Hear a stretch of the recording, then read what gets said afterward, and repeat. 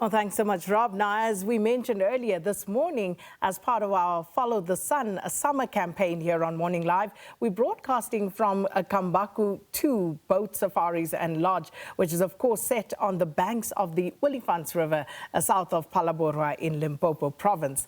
Now, it directly overlooks the Greater Kruger National Park. And joining us now is the chairperson of Greater Kruger National Park, Ian Nowak. Ian, thanks so much for speaking to us this morning, and welcome to Morning Live.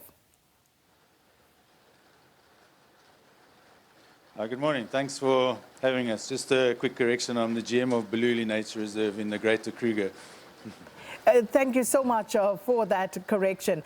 Now, just talk to us, Ian, about Greater Kruger. Now, for those of us who may not be au fait with that, you know, what does that mean, the Greater Kruger? And also, why is it important in the broader scheme of things as far as the Kruger National Park is concerned?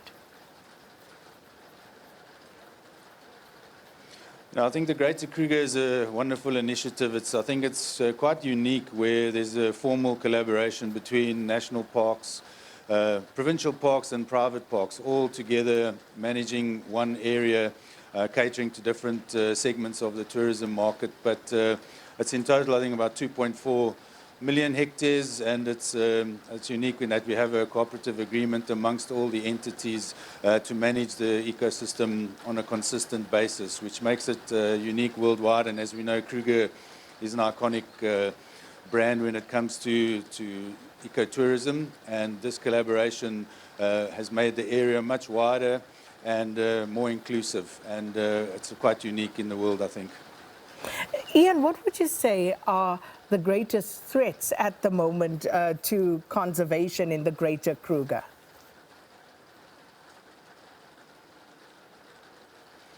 You know, the collaboration is there, so what it allows is for all these entities to work together for a common goal, and to make the area sustainable and unique and managed collectively across the same management principles, which then allows for a better tourism and conservation product at the end. And it spans across both Mpumalanga and Limpopo, and then obviously Kruger. So it's a very well managed and unique destination for ecotourism.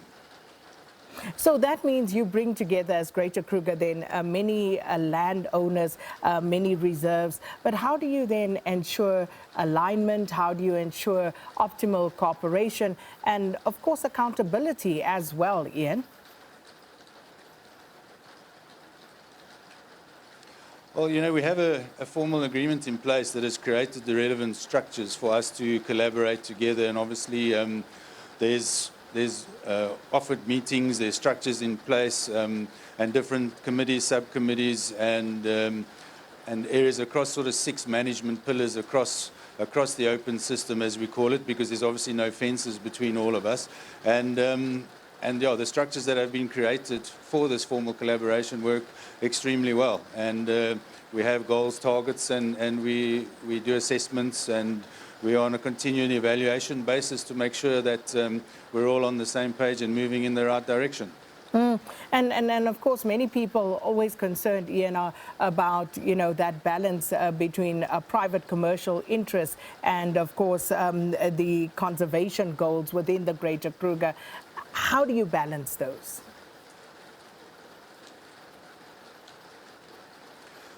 It's really not difficult, because we're all in this for the same reason, which is the conservation of the greater area.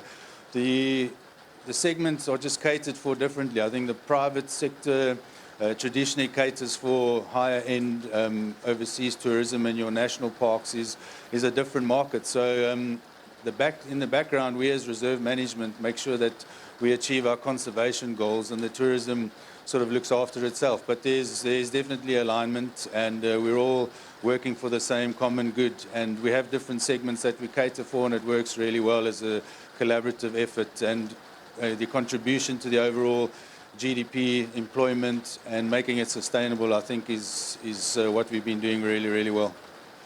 And the local communities around Greater Kruger, how are they incorporated? How do they benefit from all the activities in the area, Ian?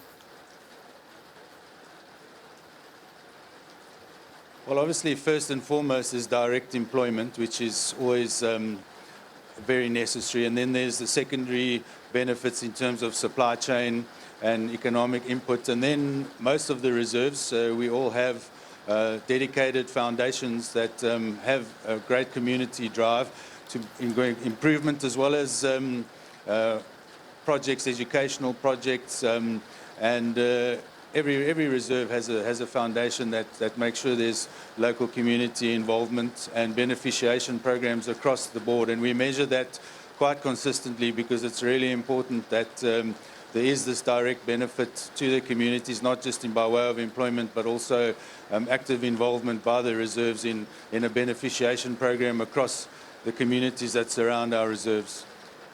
It is such a magnificent area that we're broadcasting from this morning, Ian, but many locals may feel that they can't afford this. This is aimed at the international market.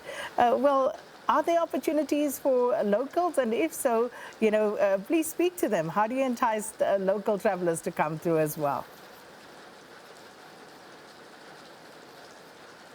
Well, like I said, we have different establishments that cater for different market segments. And then obviously we have community-based programs where there's a drive to get kids involved and get them exposed to the conservation and nature to create a value for the wildlife. And like I said, it depends on the particular establishment, but we do cater for a wide range of travellers. There is those for local, and obviously national parks has the lion's share as far as that's concerned. But we're not just specifically for international tourism. There's a spectrum of facilities available in the Greater Kruger that cater for the majority of travellers and to make the area accessible to the wider community. And what keeps you optimistic about the Greater Kruger?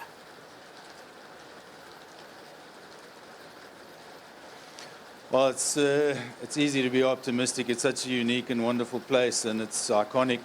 And with this collaboration, it's guaranteed the sustainable future of it. And besides being an economic driver, it's just a really unique place in the world. And I think people always want to come here. There's just something about Kruger and the Greater Kruger that makes it very, very special.